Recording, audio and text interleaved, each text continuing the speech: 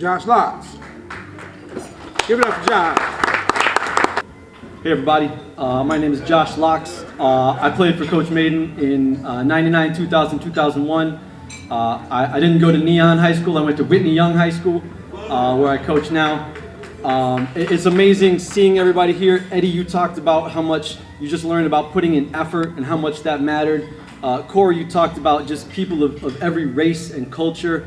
And just some of the things we learned. When I did my tribute, we did the video tributes to Coach, I described playing for him as just elevated love, right? Because it was like, I know I love baseball in such a way where nothing else matters, like your size, your speed, your race, where you live, where you go to school. None of that mattered. It was just, are you here for it? And it was the first time I had been around 100% people on a team that felt that way.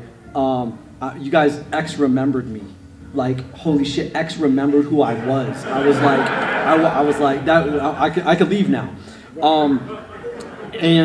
That was what people cared about, is, are you willing to put in 100% of yourself? I remember taking the Addison bus to the Red Line, to the 87th Street bus, or sometimes getting off downtown and taking the number 6 just to get to those practices at South Shore or that field by 87th.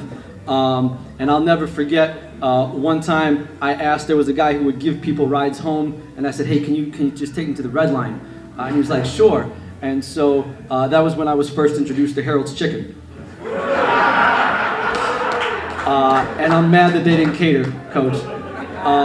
So I don't remember if we sat at the park or we sat at wherever we are, but we ate, and I made the fry. I got taught about fry sandwiches and whatever. And at that point, it was probably 8:30 at night, and they looked at me and they kind of said, I don't think we should put you on the Red Line right now.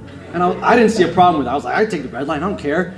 So they ended up driving me home to the north side, and that happened a bunch of times. And I think, to me, that's because we had all found our people. Like, even though I didn't play with only but a few of you guys, I played with only a few of the guys in this room. It's like, these are our people, and that's something that, Coach, you did. And the story that I want to tell actually doesn't involve Coach Mayden, but it shows how important you are. You mentioned his legacy. I think this shows it. So this was the fall of my freshman year at college. Coach said that we were going to play in a tournament in Washington Park. So I took my butt to Washington Park, and I'm at the field that Coach told us to be at, and there was me, one other guy, and nobody else, no Coach Mayden, nothing. And this was before you could check your phone to see the bracket or whatever. So finally we got in touch with him, and he's like, no, I canceled it. I told you guys. We're like, okay, sure you did, Coach. But me and this other dude are there. We're like, we got our stuff. So there's games going on, and so we go to the guy who was coaching. We say, hey, we're here. We were supposed to play with Coach Mayden. Do you need anybody?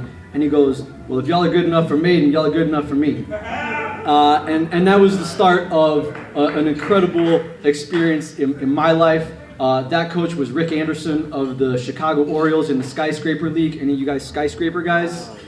Remember? So, X, you played, right? So we were you guys who played Skyscraper, you'll know what this means. We were the Black Orioles. And the Skyscraper League was the greatest experience of my life besides playing with Coach, because that was D1 players who used that as their summer league. It was guys who had just got cut from the minor leagues trying to stay sharp enough to get re-signed. And it was former pros who just, you got that demon in you that needs you to be around the game still. And then there was me, right? Like, I certainly didn't belong physically, but again, you talked about it, Eddie, like I could give 100% of myself to whatever it needed to be. You need a pinch runner, I'm your guy. You need a bullpen catcher, I'm your guy. And those people recognize that in me. And to be, how it is. We talk about having mentors. You know how it is to be in your early 20s and to have older men who understand you, who you can talk to, and who respect you and you can learn from. And those friendships, those guys were at my wedding. Those guys are guys who went to my dad's funeral. Like, these are our people. These are our people. And I had no business being there with them, truly. I mean, physically, baseball talent-wise, I had no business being there with them, but because I told them that I played for you.